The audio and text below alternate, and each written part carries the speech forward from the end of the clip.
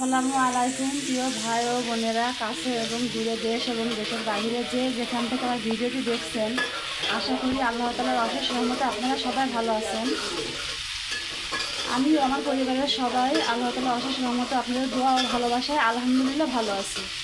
তো আজকে আমি রান্না করব লাউ দিয়ে মুরগির মাংস, সেটা আপনাদের সাথে শেয়ার করতেছি। আমি আগে পেঁয়াজটা ভেজে নিতেছি, কিছু কাঁচামরিচ, কয়েকটা শুকনো মরিচ দিয়ে দিয়েছি। এটা এখন সুন্দর মতো ভেজে নিব।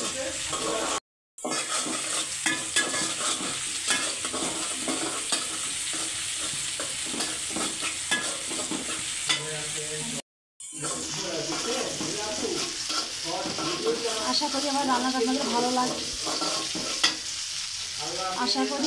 আপনাদের ভালো লাগবে। তো আপনারা দেখতে থাকুন। পেঁয়াজটা আমি লাল করে ভেজে নিয়েছি, এখন মুরগিটা দিয়ে দিব। আজকে একটু অন্যভাবে রান্না করব।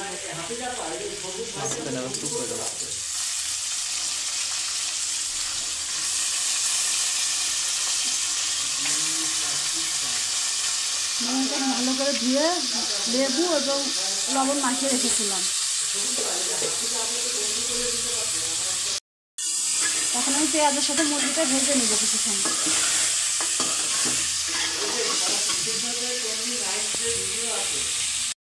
গরম মশলা, তেজপাতা, এলাচ আর অল্প পরিমাণে স্টার মশলা দিয়ে দিলাম।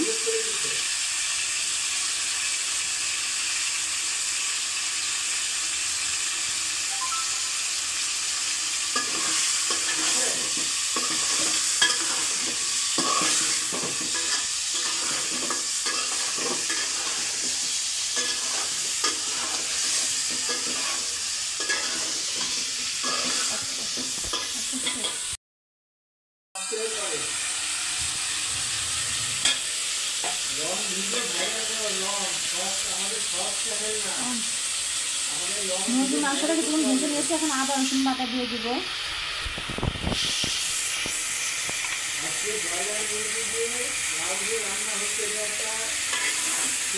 4 চামচ মতো দিয়েছি আদা রসুন বাটা। এটা আরও কিছুক্ষণ ভেজে নেব, কষিয়ে নেব।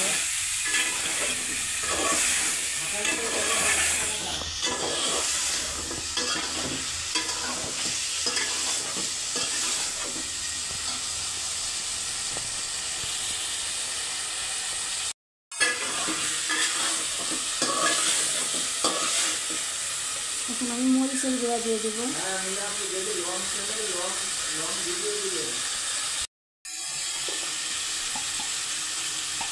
ধনিয়া গুঁড়া দেবো 1 চামচ।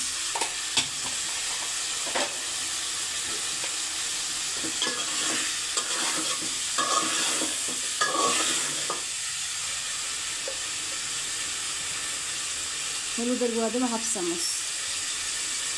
যেহেতু লাউ দিয়ে রান্না করবো তো হলুদটা কম দিলাম।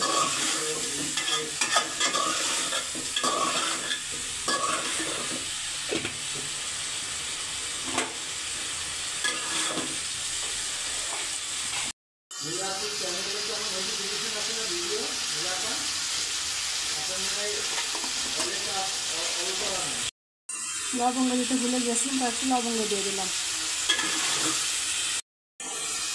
মুরগিতে লবণ যেহেতু মাখা ছিল, অল্প একটু দিয়ে দেবো লবণ আরও।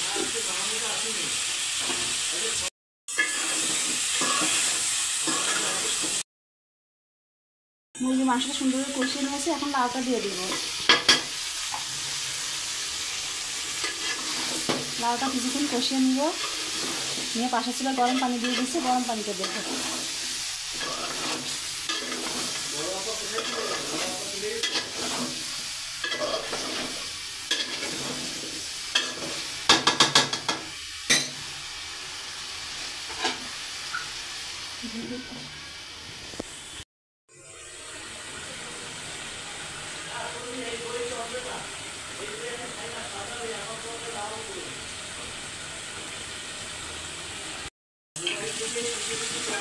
লাউটা কষানো হয়ে গেছে, এখন আমি গরম পানি দিয়ে দিব।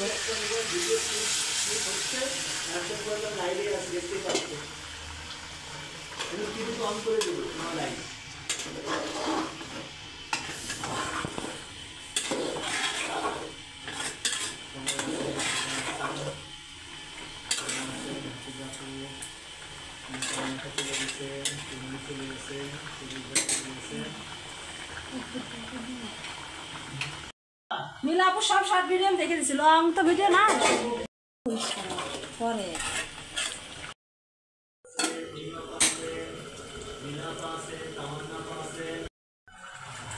আমার লাল মুরগির মাংসের মাংসটা হয়ে গেছে, এখন কয়েকটা কাঁচামরিচ দিয়ে দেবো নামানোর আগে।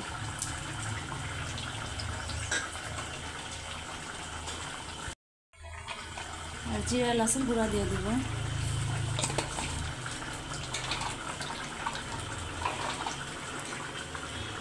আমার রান্নাটা যদি আপনাদের ভালো লেগে থাকে অবশ্যই লাইক কমেন্ট শেয়ার করে দেবেন এবং সাবস্ক্রাইব করে আমাদের পাশে থাকবেন। যে যেখানে আছেন সবাই ভালো থাকবেন, সুস্থ থাকবেন, নিরাপদে থাকবেন এবং আমাদের জন্য দোয়া করবেন। আমিও দোয়া করি আপনারা সবাই ভালো থাকুন। আসসালামু আলাইকুম, আল্লাহ হাফিজ।